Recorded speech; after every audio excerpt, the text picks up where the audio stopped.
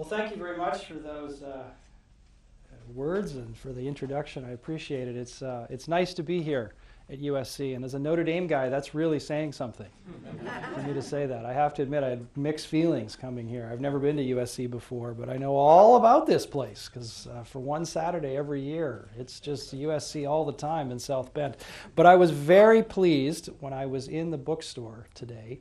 I buy a t-shirt from every campus I visit, so I deposited a little money here at USC so I could get my t-shirt. But I was very pleased to see a table in the bookstore with a bunch of leprechauns for sale. And I thought, that's a very classy move on USC's part. And then I walked up to it and realized that this wasn't Notre Dame swag they were selling. It's just because it's St. Patrick's Day, but nonetheless, there it was. Just before I get into my remarks today, I thought that I might disclose some biographical information about myself that might be relevant for the discussion today. I, of course, teach at Notre Dame, which means that sometimes there can be a little confusion about my own biography, in that people often assume that I'm Catholic. I teach and write on American politics, which often means that people assume that I'm an American. It turns out that neither of those things are true. I am neither a Catholic nor am I an American, yet I teach at a Catholic university about American politics. In fact, a few years ago, this all came to a head, those biographical facts about myself, when I was asked to participate on a roundtable at Notre Dame, the sorts of things campuses do all the time. This was a panel discussion on Catholics in American politics. I said, sure, happy to do it. Went to the event and introduced myself similarly to the way I just did now, saying, you know, two things you should know about me. I'm neither Catholic nor am I an American, but if you want to hear what a non-Catholic, non-American has to say about Catholics in American politics, stick around. And they got about the same kind of laugh as it did here. You know, this is what passes for a joke in political science. But the very next day, the campus newspaper at Notre Dame, the Observer, had as its front page story an article about that roundtable. And the story began with the following sentence. Yesterday, Professor David Campbell, neither a Catholic nor an American, said... So I always feel like I'm a fish out of water and I never quite know where I fit. But there was one other biographical fact that you may have picked up in the introduction. Certainly some in the room had their radar on and would have clued in on the important detail that came from my undergraduate education, which is that I attended Brigham Young University. And if it isn't clear already, you should know now that I am not a Catholic, but I am a Mormon. And so I do speak from inside the culture, as I'll talk a little bit about Mormonism today. And it just felt like it was important for me to get that out there. And I want to just point here to my opening slide that, you know, it is possible for the Trojans and the Irish to live together in harmony. So if there's anything else we can learn from this, it's a great bridge building opportunity. So I'm going to talk today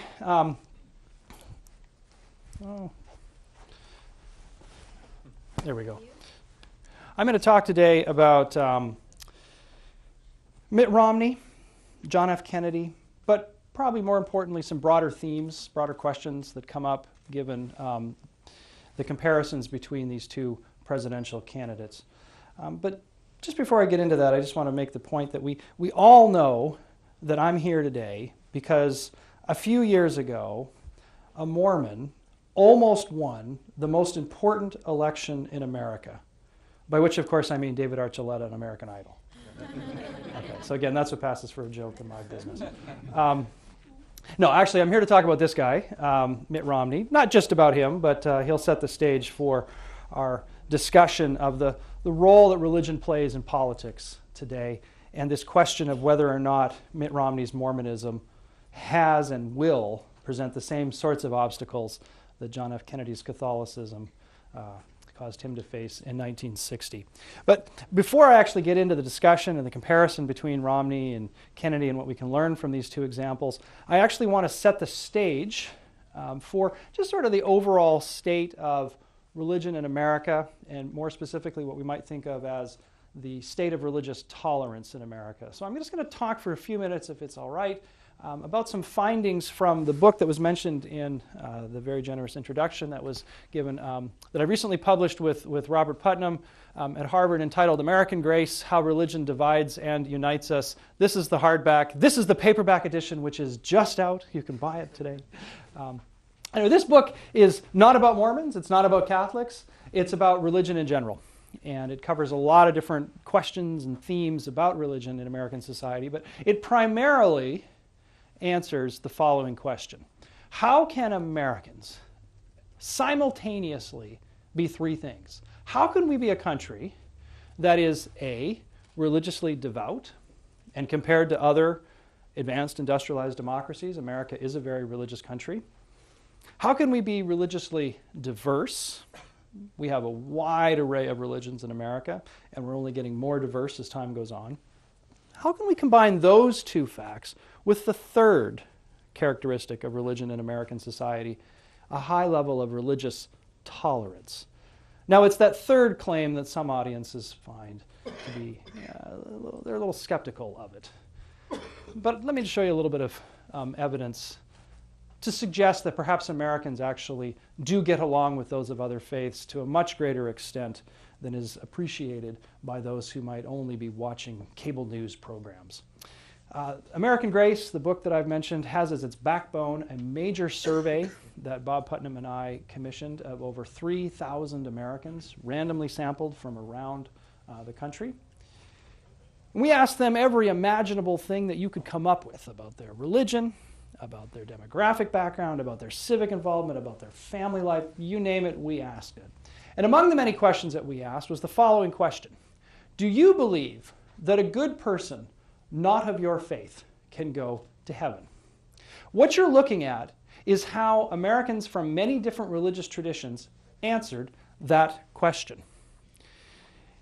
98% of Mormons, 96% of mainline Protestants, 95% of Jews, 93% of Catholics, and so on, all say that a good person not of their faith can still go to heaven. And that includes 83% of evangelical Protestants. The one group in America that you might think has some pretty strong opinions on who gets in the door. But nonetheless, 83% of evangelical Christians say, yeah, actually a good person not of my faith can still go to heaven. Now I can tell that this is a pretty skeptical bunch. That even though I'm here at USC, I know that this is a group of people who are thinking hard about these questions, and you're sitting there thinking, wait a second, doesn't this just mean that the Methodists think the Presbyterians can go to heaven, or the Episcopals think that the Lutherans can go to heaven? And that isn't quite the same thing as saying that a Catholic believes a Jew can go to heaven, or that a Jew thinks a Muslim can go to heaven. Well, that's all true. So we share your skepticism. And on our survey, we asked a follow-up question. After folks got this question, do you believe a good person not of your faith can go to heaven? We then asked of those who come from a Christian background, what if that person isn't a Christian? These are the results. Once again, 98% of Mormons agree, 83% of Catholics, 79% of mainline Protestants, and even 54% of evangelical Protestants. Now, it's lower here than that percentage we saw earlier, but it's still over half of evangelical Protestants, the one group that you might think would have the strongest opinions on who gets to heaven. 54% of them still say that even a non-Christian can go to heaven. I've spoken to many different audiences about this finding, and I can assure you that among evangelical Christians themselves, or especially among evangelical Christian clergy and theologians, this is a very troubling number. But there are the facts. Most Americans are perfectly willing to accept those of other religions, to the extent that they're perfectly willing to say that those folks can even go to heaven. Lest you think that that particular question is somehow quirky or idiosyncratic, here's a little more evidence for the idea that Americans are very comfortable with people of other religions. On our survey, we also asked, do you think that religious diversity has been good for America? What you're looking at is the percentage of Americans of varying degrees of their own personal religiosity or religious commitment, how they answered that question. And across the board, you can see that overwhelming majorities of Americans say that religious diversity has been a good thing for America. Whether it's the very least religious people, 84% of them, all the way up to the most religious, 74%. So overwhelming majorities of Americans say, yeah, actually religious diversity is a good thing. We also asked, do you believe that